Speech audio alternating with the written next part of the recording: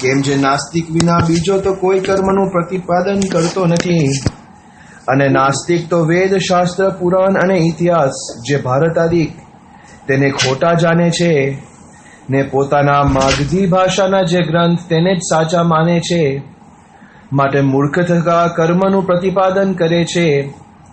અને જો પૂર્વ કર્મે કરીને દેશકાળાદિક 8 ફરતા હોય તો મારવાડને વિશે કેટલાક પુણ્યવાળા રાજા થયા છે, તેમને અર્થે 100 હાથ ઊંડા પાણી હતા તે ઉપર છલ્લા થયા નથી.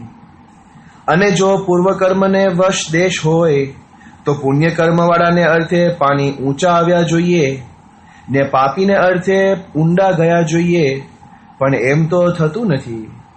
અને મારવાડ દેશમાં તો પાપી હોય અથવા પુણ્યવાળો હોય પણ ઊંડા પાણી ઉપજે, પણ તે દેશ પોતાના ગુણનો ત્યાગ કરતો નથી.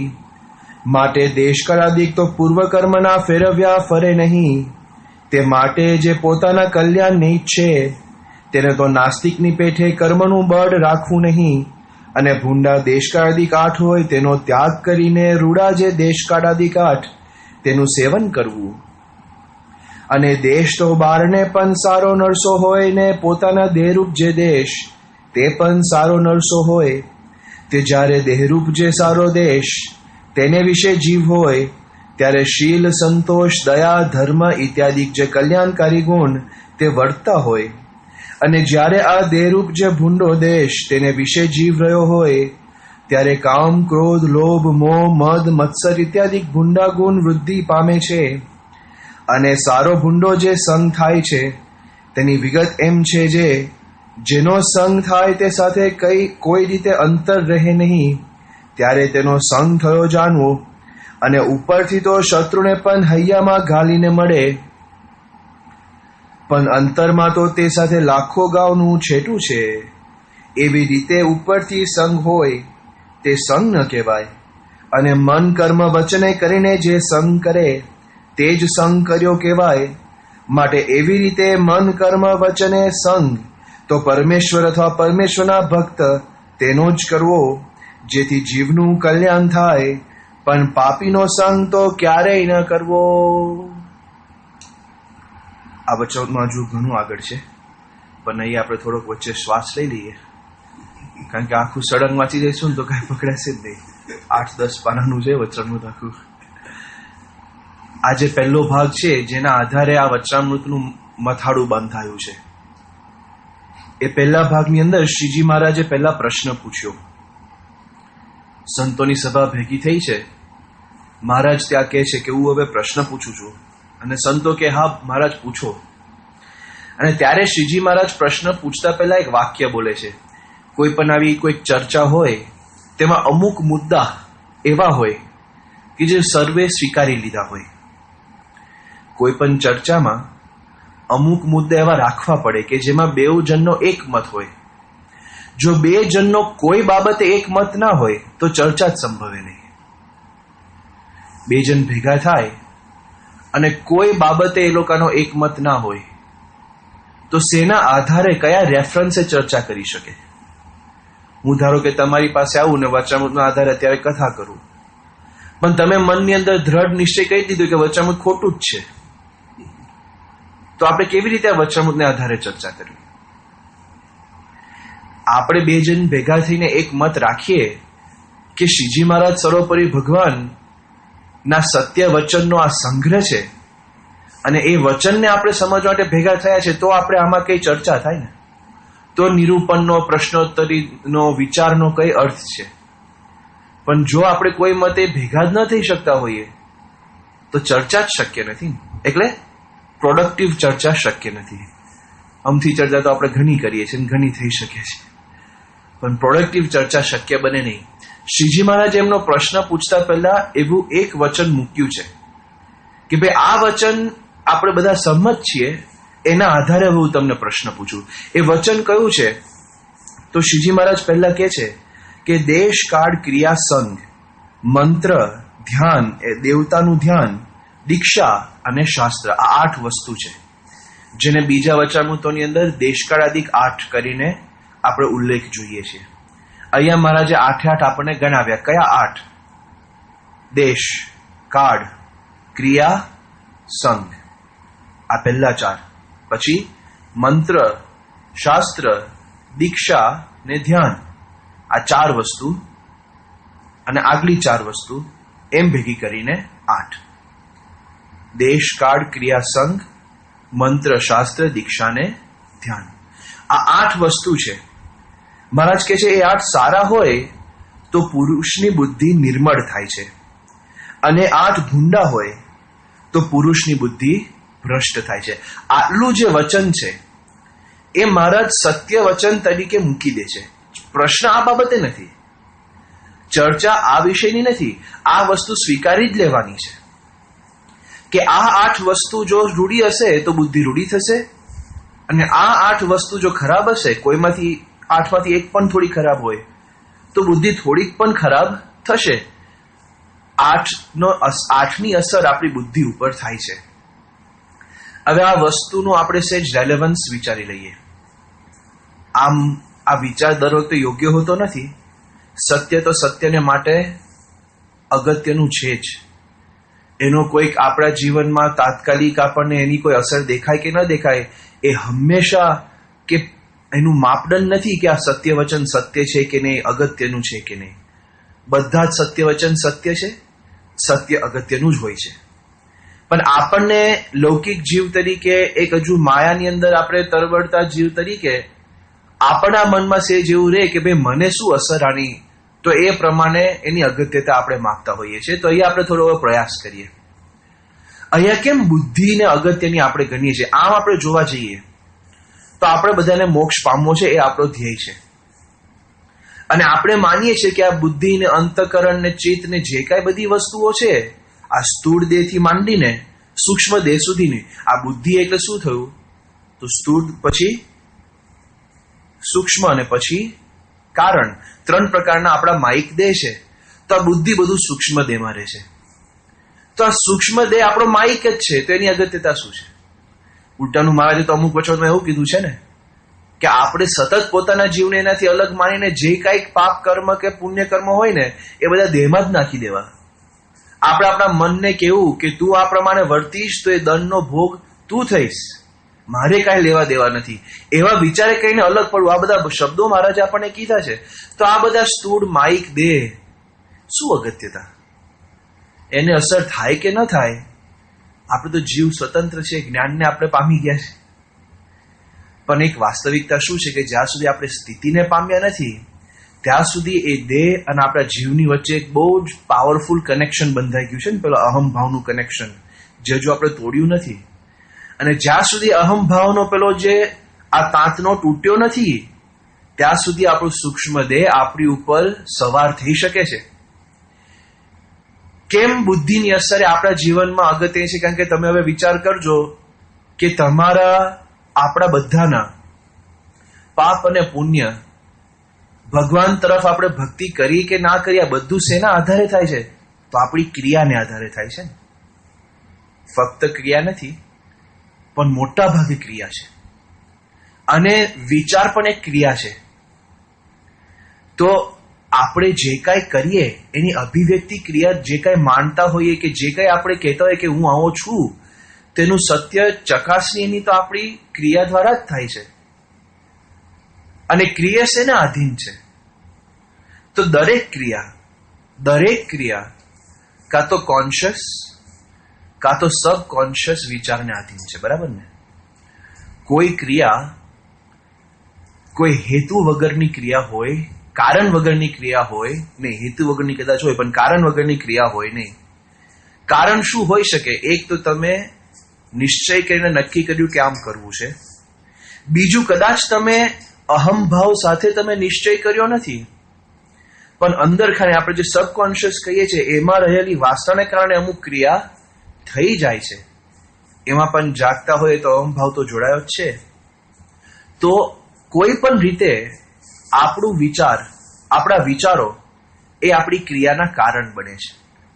જો આપણા વિચાર, આપણા ઇન્ટેન્શન્સ આપણા ક્રિયાના કારણ ન બનતા હોત તો એ ક્રિયા માટે આપણે જવાબદાર પણ ના હોત ને. કોઈક રોબોટ હોય અને રોબોટ એની મેં તે કંઈક કરતો હોય તો રોબોટને કોઈ પ્રકારનું મોરલ ડાયલેમા થતા નથી. રોબોટને કોઈ પાપ કે પુણ્ય હોય નહીં. કમ્પ્યુટરનું સોફ્ટવેર હોય ને સોફ્ટવેરના ગ્લિચને કારણે ધારો કે આખી માર્કેટ ઇન્ડિયાની પડી ભાંગી, તો વાત કોઈ કમ્પ્યુટર નો કાઢે? ક્યાં સુધી પહોંચે? પ્રોગ્રામર સુધી પહોંચે કે આમાં કોઈક માણસે છે ને લોચો કર્યો છે, નીકળ તો આમ ન થવું જોઈએ. અને કદાચ કોઈક પ્રોગ્રામરની પણ ભૂલ ના હોય, કોમ્પ્યુટરનો અંદર કઈક લોચો વાગી ગયો હોય, તો પણ શું કોમ્પ્યુટરને કોઈ મોરલ વાંક નથી, એની કોઈ એને આમ અસર થાય, એનું કોઈ સારું કે નરસું એ પ્રકારનું કોઈ પણ પ્રકારનું જજમેન્ટ, મોરલ જજમેન્ટ થતું નથી. જેને ઇન્ટેન્શન છે, જેનો કોઈ પ્રકારનો વિચાર છે, એ વિચારવાળા વ્યક્તિને, ચેતન વ્યક્તિને જ આપણે મોરલ ડાયલેમામાં મૂકીએ છીએ કે એનું મોરલ જજમેન્ટ કરીએ છીએ કે આ સારો કે નરસો, આનો નિર્ણય બરાબર, યોગ્ય કે અયોગ્ય. તો મોરલ જજમેન્ટ તો આવા વ્યક્તિ માટે જ બને છે. તો ક્રિયા સર્વે વિચારને આધીન છે. જો ક્રિયા વિચારને આધીન ના હોત, જો આપણા ઇન્ટેન્શન્સ એ ક્રિયા માટે અગત્યના ના હોત, જો આપણા નિર્ણયો ક્રિયા માટે અગત્યના ના હોત, તો ક્રિયાના આપણે ધની જ ના થાત. અને એ ક્રિયાના પાપ કે પુણ્ય આપણને કઈ લાગે નહીં, એના ફળ આપણને કઈ લાગે નહીં. એના કારણે અહીંયા દેશકાળની જે બુદ્ધિ ઉપરની અસર છે એ રેલેવન્ટ છે. કારણ કે આનો અર્થ હવે સીધો શું થયો કે આપણે કોઈ ક્રિયા કરીએ છીએ, આપણે કોઈ ક્રિયા કરવાનો વિચાર કરીએ છીએ કે એનો કોઈક નિર્ણય લઈએ છીએ, એ જે વિચારને આધારે આપણી કોઈ ક્રિયા થાય છે, એ વિચાર એ દેશકાળ આદિ એ કરીને અસર પામે છે. આના અમુક સ્તુત દ્રષ્ટાંતો આપણે જોઈએ. રંગે કરીને આપણી ઉપર અસર થાય છે. પ્રથમનું 70નું વચનામૃત ગયા વર્ષે ક્યારેક આપણે લીધું હતું નિરૂપણમાં, ત્યારે આ ઉદાહરણ આપણે આપ્યું હતું કે અમેરિકાની અંદર આપણે એવું સાંભળ્યું છે, અત્યારે પોલિસી રહી છે કે નહીં ભગવાન જાણે, પણ જ્યારે અમે યુવકમાં હતા ત્યારે આ પ્રમાણે હતી. તમે જ્યારે ગાડીનું ઇન્સ્યોરન્સનું ફોર્મ ભરવા જાઓ તો ત્યારે તમારી ગાડીનો કલર માગે. હવે આમ તમે જોવા જાઓ ને તો ગાડી કે કલરને આધારે થોડી ઇન્શ્યોર કરવાની છે. ચલો, એન્જિનનું પાવર એટલે તમારી સ્પીડ કરવાની જેટલી તમારી શક્તિ છે એના આધારે તમે ઇન્સ્યોરન્સ કદાચ માપો કે ભાઈ આ શક્તિ છે ને એને વધારે પડતું પાવરફુલ એન્જિન લીધું છે, કદાચ સ્પીડિંગ એ વધારે કરશે, એટલે ટિકિટ્સની શક્યતા વધારે છે, એક્સિડન્ટની શક્યતા વધારે છે, ઇન્સ્યોરન્સ વધારવું જોઈએ. તમે એની બોડીને આધારે એની સેફટીનું વિચારો કે ભાઈ આ અકસ્માતની અંદર આમાં હાનિ થવી વધારે શક્ય છે આ ગાડીના મોડલમાં, તો એનું ઇન્સ્યોરન્સ વધારે હોવું જોઈએ. અને આ ગાડીનું બોડી વધારે સેફ છે તો આનું ઇન્સ્યોરન્સ થોડું ઓછું રાખીએ. આ બધું બરાબર આપણને લાગે, કલર કેમ લખવાનો? તો એ લોકો કલરના આધારે પણ ઇન્સ્યોરન્સ રેટિંગ બદલતા. તમે સફેદ ગાડી લો અને એ જ ગાડી તમે પીળા કે લાલ કલરમાં લો અને તમે ઇન્સ્યોરન્સ લેવા જાઓ તો અમુક કંપનીઓ ઇન્સ્યોરન્સના રેટ્સ અલગ રાખતા. કેમ?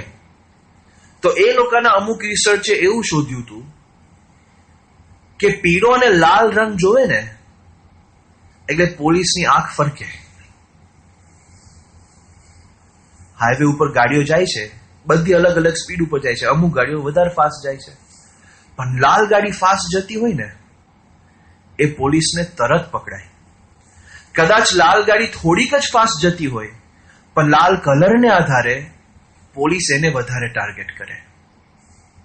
જુઓ, રંગની અસર પેલા પોલીસની બુદ્ધિ ઉપર થાય છે, એના આધારે પેલા પોલીસનો નિર્ણય બદલાય છે, એની ક્રિયા બદલાય છે અને તમારું ઇન્સ્યોરન્સનું પ્રીમિયમ વધી ગયું. શેના કારણે? રંગને કારણે. એક સ્થૂળ બાહ્ય વાતાવરણની વસ્તુ એ વ્યક્તિ ઉપર અસર કરી જાય છે, એ કેટલી સત્ય અસર છે કે તમારા ઇન્સ્યોરન્સ પ્રીમિયમ ઉપર એની અસર થાય છે. તો આવી રીતે વાતાવરણની અસર એ વિચાર ઉપર છે અને વિચારમાંથી આપણી ક્રિયા બંધાય છે. શ્રીજી મહારાજ એ જ વસ્તુ અહીંયા કહે છે કે આ સત્ય છે. દેશકાળાદિક 8 વસ્તુ એ બુદ્ધિ ઉપર અસર કરે છે. એ આપણી માટે આપણે પછી આગલું પગલું મનમાં સમજી લઈએ છીએ કે આપણને રેલેવન્ટ કેમ લાગે છે, કારણ કે બુદ્ધિ એ આપણા વિચારો છે અને આપણા વિચારોમાંથી જ આપણી સર્વ ક્રિયા બને છે. આપણું જે કાંઈ મેઝરમેન્ટ થાય છે, માપ થાય છે, આપણી ક્રિયાને આધારે થાય છે. તો એટલે બુદ્ધિને સાચવવી અગત્યની છે. બુદ્ધિની નિર્મળતા એ અગત્યની છે. એટલે આ સત્ય વચન પછી શ્રીજી મહારાજે પ્રશ્ન પૂછ્યો, પણ એ જે 8 વસ્તુ છે એની પાછળ શું પૂર્વ સંસ્કારનું જ જોર છે કે નથી? હવે આ પ્રશ્ન જે છે ને ફરીથી વાંચું છું, તમે જવાબ જોજો, સેજ તફાવત આવી જાય છે. મહારાજ એવું પૂછે છે કે 8મા પૂર્વ સંસ્કાર કર્મનું કાંઈ જોર છે કે નથી, કાંઈ જોર છે કે નહીં, થોડું છે કે નહીં? જવાબ એવો અપાયો છે, પ્રશ્ન એવો પૂછાયો છે કે પૂર્વ સંસ્કારનું આ 8 વસ્તુ પર કોઈ અસર ખરી કે નહીં? જવાબ કેવો અપાયો? અહીંયા એક મુનિએ પ્રશ્ન જવાબ આપ્યો કે પૂર્વનું કર્મનું જોર જણાય છે તો ખરું. જો સારા પૂર્વ કર્મ હોય તો પવિત્ર દેશને વિશે જન્મ આવે, ભૂંડા પૂર્વ કર્મ હોય તો ભૂંડા દેશને વિશે જન્મ આવે. બરાબર ને? કેમ મને આ જન્મ મળ્યો? તો ભાઈ તારા પૂર્વ કર્મ એવા હતા એટલે. આપણને સીધું લાગે છે. એ વાક્ય પછી શું કે છે? અને દેશકાળાદિક 8 તેમજ કાળાદિક 7 છે. એટલે જો દેશનું તેનું એમને ઉદાહરણ આપ્યું. પછી કે છે કાળાદિક 7 છે તેમાંથી પણ જેવા પૂર્વ કર્મ હોય તેવો યોગ બને છે. એટલે હવે શું થયું? મહારાજે પ્રશ્ન એવો પૂછ્યો કે એની કાંઈ અસર છે કે નહીં? તો જવાબોના ઘણા વિકલ્પો હતા. તમે એમ પણ કહી શકો કે કોઈ જ અસર નથી. તમે એમ પણ કહી શકો કે આ 3-4 વિશે થોડીક અસર દેખાય છે, બીજા 3 વિશે નથી અસર દેખાતી. તમે એમ પણ કહી શકો કે બધામાં થોડીક અસર દેખાય છે, અથવા તમે એમ પણ કહી શકો કે બધામાં બધી અસર દેખાય છે. આવી રીતે ઘણા વિકલ્પો છે ને. પણ અહીંયા મુનિએ જવાબ શું આપ્યો? એમને એવું કીધું કે જો દેશને વિશે અસર છે, એમ કહીને એમને ઉદાહરણ આપ્યું કે જો તમારા પૂર્વ કર્મ સારા હોય તો તમને રૂડા દેશને વિશે જન્મ મળે. જો તમારા પૂર્વ કર્મ ખરાબ હોય તો તમને ખરાબ દેશને વિશે જન્મ મળે. અને પછીનું વાક્ય છે એ થોડું વધારે ડેન્જર છે, કારણ કે એમાં એમ કે છે કે બીજા 7ને પણ પૂર્વ કર્મ જ આધીન, બીજા 7 પૂર્વ કર્મને આધીન વર્તે છે. મહારાજના જે આના પછીનો જે જવાબ મહારાજ સામે આપે છે, જેમાં મહારાજ કહે છે કે તમે છાના નાસ્તિક છો કે શું, એ ખરેખર છે ને આ વાક્યના જવાબમાં છે. મહારાજે કેવું કહી દીધું? મહારાજે એવું કીધું કે તમે જ્યારે ભગવાન સુધી, પરમેશ્વર સુધી બધે તમે કર્મનું પ્રતિપાદન કર્યું, તો શું તમે છાના નાસ્તિક છો કે શું? 8 વસ્તુની અંદર દેવતાનું ધ્યાન આવી ગયું ને. એટલે કોની ઉપાસના કરી? ધ્યાન એટલે શું? કે તમે જે વ્યક્તિનું સતત મનન ચિંતન કરો એને ધ્યાન કહેવાય. જે કોઈક આકાર, કોઈક મૂર્તિ, કોઈક આદર્શ તમારી સતત નજર સામે રહે છે એ ધ્યાન છે. દેવતાનું ધ્યાન. કયા દેવતાનું તમે ધ્યાન કર્યું એ પણ પૂર્વ કર્મને આધીન. કયો મંત્ર તમે જાપ કરો એ પણ પૂર્વ કર્મને આધીન. તમે કઈ જગ્યાએ દીક્ષા લો કે કોને ગુરુ કરો એ પણ પૂર્વ કર્મને આધીન. બધું જ પૂર્વ કર્મને આધીન થઈ ગયું હોય એટલે શું થયું? એક તો ભગવાનની તો કોઈ શક્તિ જ ના રહે, કારણ કે કર્મ જ બધું કરે છે. અને પોતાની પણ શક્તિ ના રહે, કારણ કે તમારું સતત ગયા જન્મને આધારે તમારે આ જન્મ જીવવાનો, અને કદાચ આ જન્મે જે જીવશો એના આધારે પછીનો જન્મ જીવવાનો. સતત તમે એમાં જ ચાલતા રહો. એટલે શું થયું? એક આખી સ્પાઇરલ. તમે આ જો ખરેખર માનો ને તો સતત તમે એક સ્પાઇરલમાં જ ઉતરી જાઓ. મેં એક ખરાબ કર્મ કર્યું એટલે બીજું કર્મ મારું ખરાબ થયું. મેં 2 ખરાબ કર્મ કર્યા એટલે ત્રીજું કર્મ મારું ખરાબ થયો. 3 ખરાબ કર્મ કર્યા એટલે ચોથો થયો. એમ કરતા કરતા આખા જન્મમાં હું ખરાબ કર્મ જ કરું. આ જન્મના ખરાબ કર્મ એ મારા આવતા જન્મમાં મને ખરાબ દેશકાળમાં મૂકે. દેશકાળ ખરાબ મારા થાય એટલે મારી બુદ્ધિ ભ્રષ્ટ થાય ને મારા કર્મો ખરાબ થાય એટલે ફરીથી બીજા જન્મમાં હું ખરાબ જ કર્મ કરું. અને એના આધારે સતત હું એક ડેથ સ્પાઇરલમાં ઉતરી જાઉં કે સતત પતન જ છે મારું. કારણ કે આમાં કોઈ સ્વતંત્ર વિચારની શક્યતા જ નથી. આની અંદર હું મારી રીતે કઈ નક્કી કરવું છે નહીં. હું પરમેશ્વરની ઉપાસના કરું, પરમેશ્વર મને આમાંથી ખેંચી લે એવું પણ કાંઈ રહ્યું નહીં. કારણ કે દેશકાળથી ભૂંડા છે એટલે બુદ્ધિ ભ્રષ્ટ થશે એ સત્ય વચન આપણે પહેલા સ્વીકારી લીધું છે. અને એ બુદ્ધિ ભ્રષ્ટ થવાને વિશે જે 8 વસ્તુ છે એ બધી જ પૂર્વ કર્મને આધીન થઈ ગઈ છે. શ્રીજી મહારાજને આ જે મુનિએ જવાબ આપ્યો ને કે 8 વસ્તુ કર્મને આધીન જ છે, બધે જ એનું જ પ્રધાનપણું દેખાય છે. પેલા બધા ક્યારેક ક્યારેક શક્તિ ધરાવતા હશે, પણ કર્મ તો હંમેશા શક્તિ ધરાવે છે. આ વસ્તુ જયારે કીધી ત્યારે મહારાજે શું સામે કીધું, છાના નાસ્તિક છો કે શું? કારણ કે મહારાજને શું અગત્યનું લાગે છે. હવે આપણે વર્ણન મહારાજનું છે એ જે આપણે વાંચ્યું એ ફરીથી છે ધ્યાનથી સાંભળીએ. મહારાજ શું કહે છે? મૂર્ખ થરકા કર્મનું પ્રતિપાદન કરે છે. જો પૂર્વ કર્મ કરીને દેશકાળથી કાક ફરતા હોય તો મારવાડને વિશે કેટલાક પુણ્યવાળા રાજા થયા છે. તેમને અર્થે 100 હાથ ઊંડા પાણી હતા, તે ઉપર છલા થયા નથી. એક મહારાજ સ્થૂળ દ્રષ્ટાંત આપી દે છે કે જો દેશકાળથી 8 વસ્તુ તે હંમેશા કર્મને આધીન વર્તતી હોય તો કોઈ પણ કર્મ જેવું પતે ને એટલે તરત એ પૂર્વ કર્મ થઈ જાય છે. મેં આજે પુણ્ય કર્યું તો કાલે આજનું મારું કર્મ એ પૂર્વ કર્મ થઈ ગયું ને, તો આજના પુણ્યનો મને કોઈક તો લાભ થવો જોઈએ કે નહીં? મહારાજ આગળ સમજાય છે કે જો પુણ્યશાળી રાજા હોય, મોટા યજ્ઞ કરતા હોય, દાનવીર હોય, ગૌ બ્રાહ્મણ પ્રતિપાળ હોય અને 20, 30, 40 વર્ષ એનું જીવન આયતા પુણ્ય સાથે રહે તો પણ કે ના પાણી ઊંચા આવતા નથી. દેશ જે મારવાડના દેશનો ગુણ એ રાજાના કર્મે કરીને બદલાઈ નથી જતા. દેશના ગુણ તો દેશની જેમ જ રહે છે. બરાબર કે નહીં? મહારાજ કહે છે જો આ સ્થૂળ દ્રષ્ટાંત કર્મે કરીને કઈ દેશ તરત ફરી જાય એવું નથી.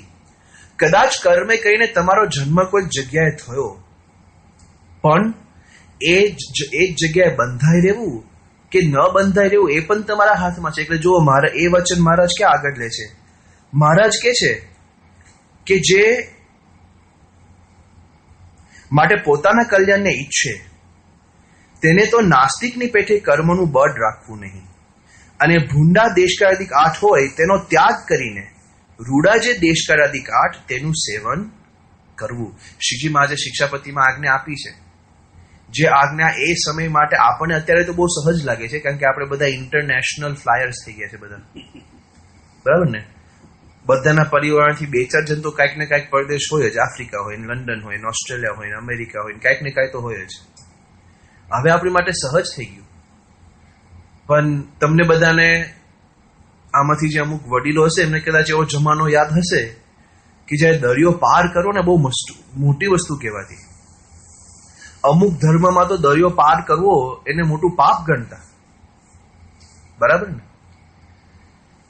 દેશાંતર, પોતાને મૂળ દેશ છોડવું, અને દેશ એટલે તો ત્યારે તો લોકો સાવ ગામ સમજે. એ પોતાનો ગામ છોડવું ને, અત્યારે પણ નહીં, આપણે હજુ ભાષાની અંદર આ ભાવ રહ્યો છે. સુરતમાં તમે કોઈકને પૂછો કે ભાઈ દિવાળીએ ક્યાં હતા, તો કે દેશે ગયા હતા. એટલે પણ તું એને એ જ દેશમાં છું. પણ હજુ આપણી ભાષામાં રહ્યું ને કે ભાઈ મારે કાઠિયાવાડમાં જે મારું ગામ છે જમરાડા કે જે કાંઈ, ત્યાં ગયો હતો, દેશે ગયા હતા. પોતાનો દેશ છોડો મોટું પાપ કહેવાતું ને. એ સમયે શ્રીજી મહારાજે ત્યારે શિક્ષાપત્રીમાં લખ્યું કે જો એવી કોઈ પરિસ્થિતિ હોય જ્યાં સતત તમારું પર્સિક્યુશન થતું હોય, પર્સિક્યુશન એટલે રાજાએ કરીને તમને દંડ થતો હોય, વધારે પડતો કરજ તમારી પાસે લેવાતો હોય, તમારા જીવની હાનિ હોય એમાં, એટલે કે તમને કોઈ મારી નાખવાના પ્રયત્ન થયા હોય. રાજાઓ અમુક એવા આપણે વિસ્તારો તે સમયમાં હતા કે રાજા કાં તો તમારું રક્ષણ ના કરતા હોય, એટલે બીજા લોકો આવીને તમને ગમે ત્યારે હેરાન કરે, અને કાં તો રાજા પોતે જ એવું ભક્ષણ હોય કે પોતે જ આવીને તમારો ત્યાં શું કહેવાય ખરાબ રીતે ત્યાં તમારો ત્યાં ફાયદો લેતા હોય. તો એ બધી પરિસ્થિતિ ત્યારે હતી. શ્રીજી મહારાજ કે એવું કાંઈક થાય તો મૂળ વતનનું ગામ હોય તો પણ છોડીને બીજે સારા દેશકાળમાં રહેવા જવું. હવે તમે સમજો, પૂર્વ કર્મ આ શબ્દ વપરાયો છે, પણ પૂર્વ કર્મ એટલે તમે આપણે જે વર્ણન હમણાં કર્યું કે જો પૂર્વ કર્મ જ અગત્યનું હોય તો પૂર્વ કર્મને આધીન અત્યારની બધી જ પરિસ્થિતિ નિર્માણ થતી હોય તો પૂર્વ કર્મનો બીજો શબ્દ શું બન્યો? ફેટ.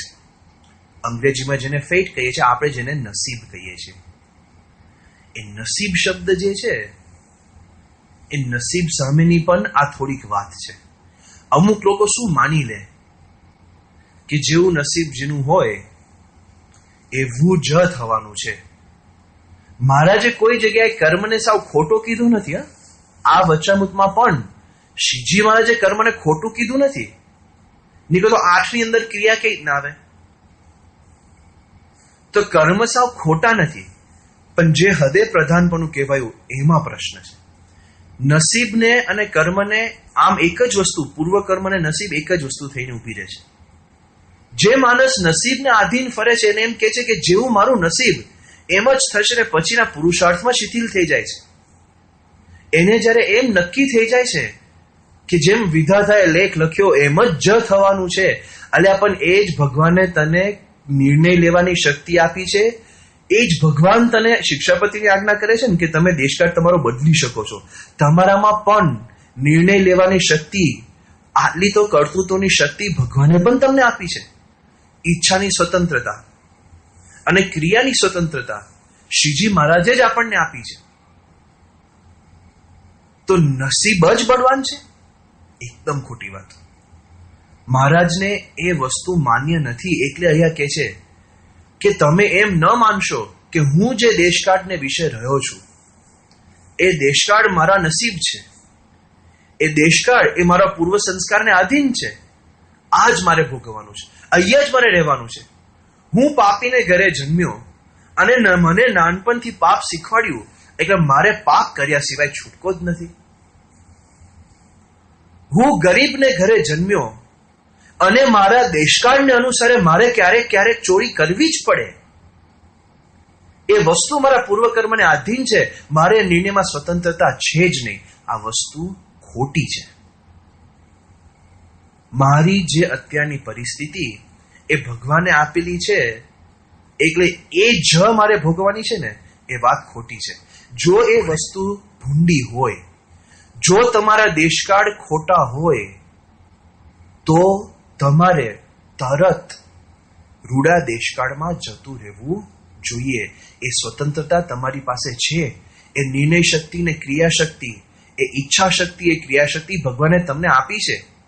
અને એ ઈચ્છા શક્તિ ને ક્રિયા શક્તિ આપી એટલું જ નહીં, પણ આપણે એમને કીધું એમ આ વચનામૃતમાં અને શિક્ષાપત્રીમાં એની આજ્ઞા તમને કરી છે કે તમે જો કલ્યાણને ઈચ્છતા હો તો સતત તમે તમારો દેશકાળ તપાસીને રૂડા દેશકાળ પ્રત્યે તમે જાઓ, રૂડા સંઘ તરફ તમે વળો. એટલે પહેલો વિચાર કર્મના પ્રધાનપણાની સામે મહારાજને જે વિરોધ છે, એ પહેલો વિરોધ આ છે કે કોઈ માણસ એટલો બધો કર્મને આધીન નથી. એ પોતે કર્મનો કરનારો છે, કર્મનો ધણી તો એ છે. તો કર્મની સ્વતંત્રતા એની પાસે છે કે ભૂંડા કર્મ ન કરે અને રૂડા દેશકાળમાં જવાના કર્મો કરે, કે જેથી પેલા નેગેટિવ સ્પાઇરલમાંથી એ પોઝિટિવ સ્પાઇરલમાં પણ જઈ શકે. કે આજે હું ભૂંડા દેશકાળ બદલીને રૂડા દેશકાળમાં આવું, એને કરીને મારી બુદ્ધિ સુધરે, મારા વિચારો સુધરે, એટલે મારી ક્રિયા સુધરે. એમ કરતા કરતા ધીરે ધીરે સુધારો થતો જાય અને હું મુક્તિને યોગ્ય બનું. આ શક્યતા પણ રહી છે. અને એ ફક્ત જેને પહેલા સમયથી સારા નિર્ણય લીધા એની માટે નહીં, કોઈની પણ માટે. હવે આ જે મૂળભૂત વિચાર કેટલો પવિત્ર છે કે કોઈ પણ વ્યક્તિ, ગમે તેવા પાપી કે ગમે તેવા પુણ્યશાળી, કોઈ પણ વ્યક્તિને પતન પણ પોતાના હાથમાં છે અને પ્રગતિ ને કલ્યાણ પણ પોતાના જ હાથમાં છે. આ કેટલું બધી આપણને લિબર્ટી આપી દીધી. આપણે કેટલા મુક્ત આમાંથી જ બની ગયા. ખાલી કર્મમાંથી આપણને મહારાજે આ મુક્ત કર્યા છે ને, એ જ કેટલી મોટી પ્રાથમિક મુક્તિ તો કહેવાય. કે તમે ખરેખર તમારા જીવની અંતિમ દિશા તમે નક્કી કરી શકો છો. અને બીજો મુખ્ય વિરોધ એ આપણને દેખાય કર્મના પ્રધાનપણાની સામે કે કર્મ ભગવાન ઉપર રાજા થતો નથી. અહીંયા શ્રીજી મહારાજે વર્ણનની અંદર શું લખ્યું કે માગધી ગ્રંથ અને જે બધા છે એને વિશે કર્મનું પ્રધાનપણું લખ્યું છે. અહીંયા આપણે શ્રીજી મહારાજના વચન ફરીથી વાંચીએ.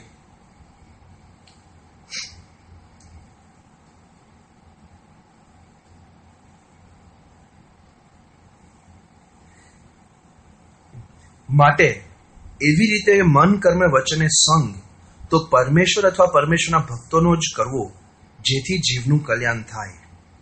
મહારાજે શું કીધું કે માગધી ગ્રંથ આદિ જે આ બધા ગ્રંથો છે, જે લોકો જૈનાદિ કર્મ પ્રધાન બનવાની ફિલોસોફીમાં માને છે, એ લોકો કર્મનું જ પ્રતિપાદન કરે છે, એને જ પ્રધાન સમજે છે. જ્યારે બીજા સર્વશાસ્ત્ર મહારાજ કહે છે. બીજા સર્વશાસ્ત્ર કયા? તો વ્યાસ રચિત અને બધા હિન્દુઓના જે મુખ્ય શાસ્ત્રો તમે કહો, હિન્દુ શાસ્ત્ર, એ બધાનો હાર્દ શું છે? મહારાજના મતે હાર્દ તો આ છે કે સંઘ પ્રધાન છે. કોનો સંઘ? ભગવાન અને ભગવાનના ભક્તનો સંઘ. શ્રીજી મહારાજને એક સ્વતંત્રતાનો મુદ્દો અને બીજો મુખ્ય મુદ્દો આ કે તમે જો ભગવાન અને ભગવાનના ભક્તનો સંગ કરો તો એ સંગે કહીને તમે પવિત્ર થાવ જ. કેમ? તમે જ્યારે ભગવાનની ઉપાસના કરો છો અને ભગવાનની શરણાગતિ સ્વીકારો છો ત્યારે ભગવાન સર્વ કરતા હરતા છે, કર્મ કરતા હરતા નથી. ભગવાન, આપણે બધા જ જ્યારે દીક્ષા લઈએ છીએ ત્યારે મંત્ર બોલીએ છીએ. કયો મંત્ર બોલીએ છીએ બધાને ખબર છે ને? કદાચ બોલ્યા ના હોય તો આજે આપણે સમૂહ બોલી લઈએ. હું બોલું એમ બધા બોલજો, બરાબર ને? આપણે શરૂઆત કરીએ. કાળ કર્મ, યમદૂત ભયાત, અહમ, સ્વામિનારાયણ, શરણમ, પ્રપન્નોસ્મિ, સહ પાતુ મામ. બરાબર? શું કહીએ છીએ આપણે એમાં? કે કાળ, કર્મ, માયા, યમનો ભય, બીજા જે કાંઈ ભય છે એ બધા જ હું ભગવાન સ્વામિનારાયણના શરણે આવીને મૂકું છું. હે ભગવાન, તમે મારી રક્ષા કરજો. આપણે કાળના ભયમાંથી મુક્ત થઈએ છીએ, આપણે કર્મના ભયમાંથી મુક્ત થઈએ છીએ. આપણે પૂર્વ સંસ્કારે કરીને જે કંઈ યમદૂત આદિકના આપણે દુઃખ સહન કરવાના છે એ બધું જ આપણું મૂકીને આપણે એક મહારાજનું શરણું સ્વીકારીએ છીએ કે મહારાજ તમે મારી રક્ષા કરજો. જો આપણે એમ માનતા હોઈએ કે ફક્ત ને ફક્ત કર્મ પ્રધાન છે તો શ્રીજી મહારાજને આ દીક્ષા લેવાનો શું અર્થ છે? શ્રીજી મહારાજ જો કર્મફળ પ્રદાતા નથી, શ્રીજી મહારાજ જો કર્મના જે કઈ અસર છે એ કર્મની અસરને ઓછી વધારે કે એની રક્ષા, એનાથી તમારી રક્ષા કરવાને સમર્થ નથી, તો આપણા બધાના આ દીક્ષા મંત્રનો શું અર્થ છે? આસ્તિક હિન્દુ સ્પષ્ટપણે માને કે ભગવાન જ સર્વ કરતા હરતા છે, પૂર્ણ પુરુષોત્તમ નારાયણ ભગવાન સ્વામિનારાયણ કર્મફળ પ્રદાતા છે, એટલે જ એના શરણે હું જઉં છું અને એ મારી રક્ષા કરી શકે છે. એટલે જ એમને એક સ્વામી મેં માન્યા છે, કર્મને મેં સ્વામી નથી માન્યા. એટલે જ એમને હું નમન કરું છું ને કર્મને હું નમન નથી કરતો, કારણ કે એ જ સર્વ કરતા હરતા છે. અને ખરેખર તમે જુઓ તો ભગવાન તત્વનું કોઈ તથ્ય જ ના રહે ને કે જો કર્મની ઉપર એ સ્વામીપણું ના ધરાવી શકતા હોય, કારણ કે એમના કરતા વધારે શક્તિમાન કંઈક થઈ ગયું ને. ભગવાન, તમે જો કર્મને માનવા માંડો, ફક્ત નસીબને જ જો તમે માનવા માંડો, નસીબ એક તો મને હિન્દુ શબ્દ લાગતો જ નથી, એનો જે ઉચ્ચાર કરીએ છીએ ને તો કોઈક બીજી ભાષામાંથી જ પ્રવેશ્યો લાગે છે. પણ એ નસીબમાં તમે માનવા જ માંડો કે આ નસીબ જ સત્ય છે, તો તમે ભગવાનમાં આસ્થા જ નથી રાખી એવું થઈ ગયું. કારણ કે તમારી ભગવાન તરફની ભક્તિ એ સત્ય છે, અને એ ભગવાન એ તમારું નસીબ પણ બદલી શકે છે, તમારા કર્મ ફળ પણ બદલી શકે છે. એટલે તો શ્રીજી મહારાજે કીધું છે ને કે જે ખરા હૃદય કરીને આસ્થા ધરાવે છે, શરણાગત થાય છે, એનું શૂળીનું દુઃખ કાંટે મટાડે છે. એ વચન શ્રીજી મહારાજનું તદ્દન ખોટું જ બની જાય ને કે જો કર્મ અને કર્મના કાયદા જ સર્વ જગ્યાએ પ્રધાન હોય તો. એટલે અહીંયા મહારાજ કહે છે કે બે કારણે આ કર્મનું પ્રધાનપણું ખોટું છે. એક તો પોતાની સ્વતંત્રતા છીનવી લે છે અને પેલો બિચારો આધીન થઈ જાય છે, એકદમ કાયર થઈ જાય છે. લીંડિયાની વાર્તા યાદ કરો, આપણો આત્મા સિંહ છે, એમાંથી આપણે બકરા બની જઈએ છીએ કે હું કાંઈ કરવાને સમર્થ નથી, મારા પૂર્વ સંસ્કાર જ રાજા છે. જ્યારે ખરેખર મહારાજ કહે છે તું ઓળખ, તું જ સિંહ છું, કર્મનો ધણી તો તું છું, કર્મ કરનારો તું છું. એ કર્મ કરવાની સ્વતંત્રતા તારી પાસે છે. તું ધારું તો તું સારા દેશકાળનું સેવન કરીને સારા કર્મ કરી જ શકું છું. પહેલો આર્ગ્યુમેન્ટ. બીજો આર્ગ્યુમેન્ટ, કર્મ પ્રધાન છે જ નહીં, મન કર્મ વચને કરીને ભગવાનને ભક્તની સાથેનો સંગ એ જ પ્રધાન છે.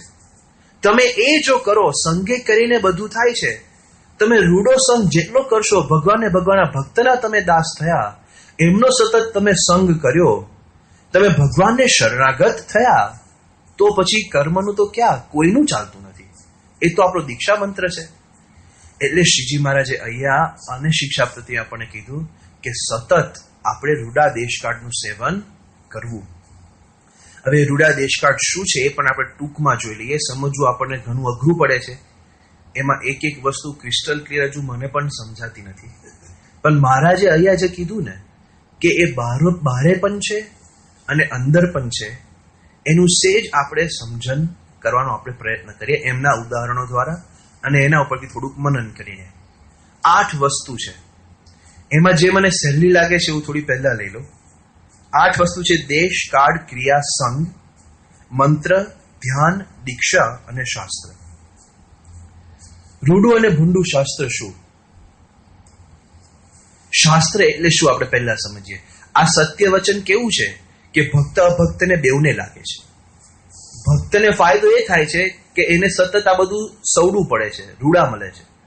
અભક્તને રૂડા ભૂંડાની વચ્ચે રમત રમ્યા કરવી પડે છે.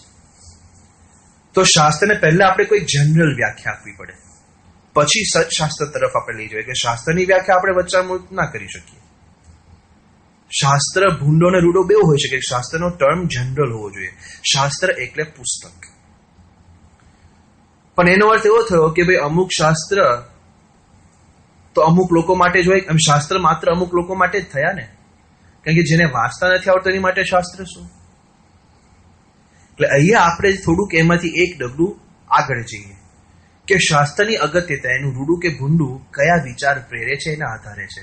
એટલે શાસ્ત્ર એટલે શું? તો તમે કયા વિચારોના સમુદાયનું સતત સેવન કરો છો એ શાસ્ત્ર છે. પુસ્તક વિચારોનો સમુદાય છે. તમે કયા વિચારોનું સતત સેવન કરો છો ને એ શાસ્ત્ર છે. તમે કદાચ શાસ્ત્ર વાંચતા નથી પણ કયા શાસ્ત્રની કથા સાંભળો છો, કયા શાસ્ત્રના અભ્યાસુ વ્યક્તિઓનો તમે સંગ રાખો છો, આ બધું પણ શાસ્ત્રનું જ પરિણામ છે ને. તો એને આપણે અહીંયા શાસ્ત્રમાં ગણીએ. પછી આવે છે દીક્ષા. મેં હમણાં કીધું દીક્ષા મંત્ર આપણે લઈએ છીએ. તો દીક્ષા કેમ અગત્યની? તો દીક્ષા એટલે શું? તો પહેલા પહેલું દીક્ષામાં તમે જાઓ એટલે તમે કોઈકને ગુરુ કર્યા. તમે કોનું માર્ગદર્શન, કયા ગુરુ તમે કર્યા છે, કોનું વચન સત્ય માનીને તમે એમની આજ્ઞામાં રહો છો. એ શાસ્ત્ર, એ દીક્ષા ભૂંડી કે સારી, એ ગુરુ તમારા બતાવે છે કે તમારા ગુરુ કેવા છે. તમોગુણી, રજોગુણી, સત્વગુણી અનેક પ્રકારની દીક્ષાઓ પણ છે અને અલગ પ્રકારના ગુરુઓ પણ હોય છે. તો એવું તમારામાં વાસ થાય છે. પછી ધ્યાન.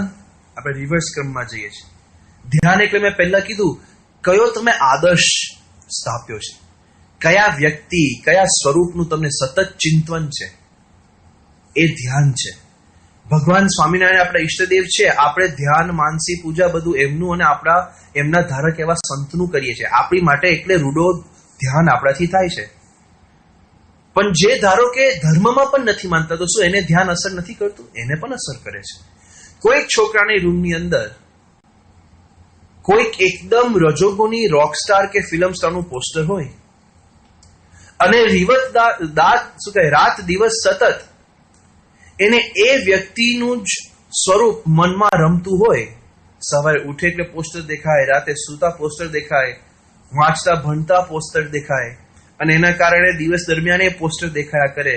તો કયો આદર્શ, કયો ઈષ્ટદેવ, કયા પૂજ્ય પુરુષ તમારા મનની અંદર સતત રમે છે, એની પણ તમારી બુદ્ધિ ઉપર અસર છે. એટલે તમારી ક્રિયા ઉપર અસર થવાની. બરાબર ને? અંગ્રેજીમાં કહે તો who is your role model? કોને તમે આદર્શ તરીકે સ્થાપ્યા છે? એ ધ્યાન તમારું થાય છે. મંત્ર. આપણે હિન્દુ ધર્મની અંદર સ્પષ્ટપણે માનીએ છીએ કે મંત્રના ઉચ્ચારની પણ શક્તિ છે અને એના વિચારની પણ શક્તિ છે. તો મંત્ર એટલે તમે કયું એક વાક્ય છે, કયું તમારું જીવનનું સ્લોગન છે કે સતત રમ્યા જ કરે છે. તમને ગમે તે થાય ને તમને મનની અંદર આ આવી જ જાય. ધારો કે કોઈકને એવું મનમાં બેસી જ ગયું, સત્તા આગળ શાનપણું નકામું. સારું બોધ વચન છે ને સમાજની અંદર, એને મનમાં રમ્યા જ કરતું હોય, વિચાર એના એવા જ ફરે. એટલે શું કરે? કોઈ દિવસ એને સારો વિચાર પણ આવે ને તો પણ કોઈને કહેશે નહીં. કેમ? અરે સત્તા આગળ આપણે ક્યાં ડાપણ કર્યું, એ લોકો અમે ક્યાં સાંભળવાના છે. ધીરે ધીરે મૂંગો જ થતો જાય. એને મંત્ર આ મનની અંદર ફર્યા જ કરે છે. માણસ માત્ર ભૂલને પાત્ર તમે તમારો જીવન મંત્ર બનાવ્યો હોય તો તમે ભૂલો કર્યા જ કરો ને, કારણ કે ભાઈ માણસ માત્ર ભૂલને પાત્ર ને ભૂલો માફ જ કરવાની છે. અને તમે ગુણાતીતો અક્ષરમ બ્રહ્મ એ શ્લોકને તમારો મંત્ર બનાવ્યો હોય તો તમારું જીવન અલગ બને. સત્પુરુષ મોક્ષનું દ્વાર છે એ તમારો મંત્ર બનાવ્યો હોય તો અલગ બને. સ્વામિનારાયણ તમારો મંત્ર હોય તો તમારું જીવન અલગ બને. મંત્રનું બળ છે સંગ. સંગ તો સ્પષ્ટપણે મહારાજે જ વ્યાખ્યા કરી. કઈ વસ્તુ વ્યક્તિ જોડે તમે મન કર્મ વચને બંધાયેલા છો. પછી ક્રિયા. તમે હાથમાં ચપ્પુ લો એ અમુક પ્રકારની ક્રિયાઓ સુજાડે જ. તમે વિચારો નહીં તો તમને એવું કરવાનું મન થઈ જાય. તમે કોઈ વ્યક્તિને કદાચ નહીં મારો પણ હાથમાં ચપ્પુ છે તો ટેબલને માર કરશો, પણ એ ક્રિયા ચાલુ થઈ જ જાય. એક ક્રિયા તમે કરી એમાંથી તમારું મન બગડ્યું અને તમને એવી ક્રિયા વધારે કરવાનું મન થાય. હાથમાં માળા લો એ પણ એક ક્રિયા જ છે, પણ એ માળા લેવાની તમે ક્રિયા કરો છો તો તમારા મનમાં સાત્વિકતા ને બધું સેજે આવા જ મંડે છે. કાર્ડ દિવસ, આ કાર્ડ તો તમે જુઓ, મારે કીધું દેહની અંદર પણ છે. તમને અત્યારે કયો ગુણ વર્તે છે? તમને અત્યારે સત્વગુણ વર્તે છે, તમને રજોગુણ વર્તે છે, તમને તમોગુણ વર્તે છે. મહારાજે આના આધારે પણ કીધું ક્યારે ભક્તિ કરવી ના કરવી. મહારાજ કે ધ્યાન છે ને આંખો બંધ કરીને તમોગુણ વર્તન ત્યાં નહીં કરવાનું. ત્યારે આંખો ફાડીને દર્શન કરતા કરતા તમારે ધ્યાન કરવાનું, આંખો બંધ કરીને નહીં કરવાનું. અને સત્વ રજ વર્તતો હોય ત્યારે આંખો બંધ કરીને પ્રેમથી ધ્યાન કરવાનો પ્રયત્ન કરવો. તો તમારા અંતરમાં અંદર દેહની અંદર કયો કાર્ડ વર્તે છે મપાય છે. બારે તો મહારાજે શાસ્ત્રોએ આપણને દિવસના સમય પ્રમાણે કાર્ડ પ્રમાણે પણ ક્રિયા કીધી છે ને. અમુક ક્રિયા સવારે કરવી, અમુક ક્રિયા રાતે કરવી, અને એ દરેક સમયને આધારે પણ એના ફળના ફેરફાર આપણા શાસ્ત્રોએ કીધા છે. પણ ફક્ત સમય એટલે આવી રીતે ને યુગ પણ એક કાર્ડ છે ને. કળિયુગમાં છો કે સતયુગમાં છો એની અસર છે. હવે તમને વધારે લઈ જાઉં કે યુગ એટલે શું, તો વૈચારિક યુગો પણ હોય ને. અત્યારે દુનિયાની અંદર કેપિટલિઝમનો યુગ છે, ભોગનો યુગ છે, મટીરિયલિઝમ એટલે કે આ ભોગ વૃત્તિનો યુગ છે. આખી દુનિયાનો પ્રવાહ એ દિશામાં જ ચાલે છે.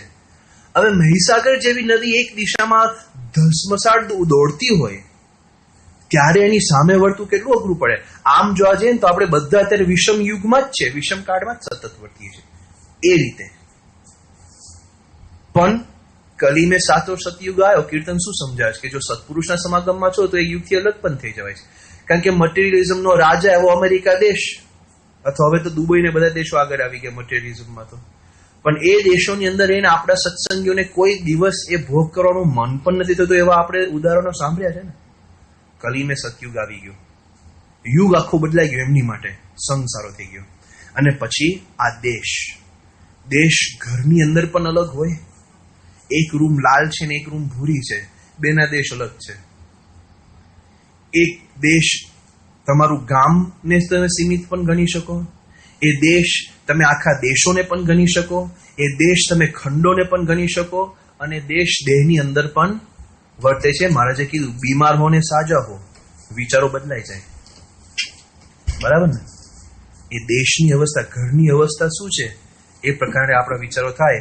તો આપણે હવે સેવન એ કરવાનું છે કે બને એટલું સતત આપણે સારા દેશકાળને અનુકૂળ થઈ, આપણે સારા દેશકાળ તરફ જઈએ એનું સેવન કરીએ.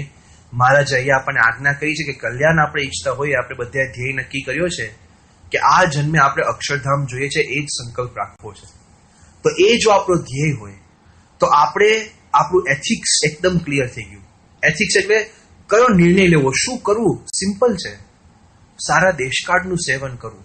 જે નિર્ણય આપણને રૂડા દેશકાળ તરફ લઈ જાય છે, જે નિર્ણય આપણને સત્પુરુષ અને આપણને ભગવાનને ભગવાનના ભક્તના સંગમાં રાખે છે, એવા જ કાર્ય કરવા, એવી જ ક્રિયાઓ કરવી, એવા જ નિર્ણય લેવા, તો આપણે સતત ને સતત ભગવાન તરફ આગળ વધતા જઈએ અને આપણા જીવનની અંદર સતત આનંદ અને સુખ જ વર્તું રહે. આપણે શ્રીજી મહારાજ અને ગુરુહરિ પ્રમુખ સાહેબ મહારાજના ચરણોમાં પ્રાર્થના કરીએ કે આપણને એવી બુદ્ધિ આપે કે આપણે રૂડા દેશકાળ ઓળખી શકીએ, અને એવી શક્તિ આપે અને એવી દ્રઢતા આપણા મનમાં આપે કે આપણે સતત એવા રૂડા દેશકાળનું જ સેવન કરી શકીએ. શ્રી સ્વામિનારાયણ ભગવાનની જય. ગુણાતીતમ ગુરુમ પ્રાપ્ય બ્રહ્મરૂપમ નિજાત્મન ભાગ્યદાસ ભાવેન સ્વામિનારાયણમ ભજે.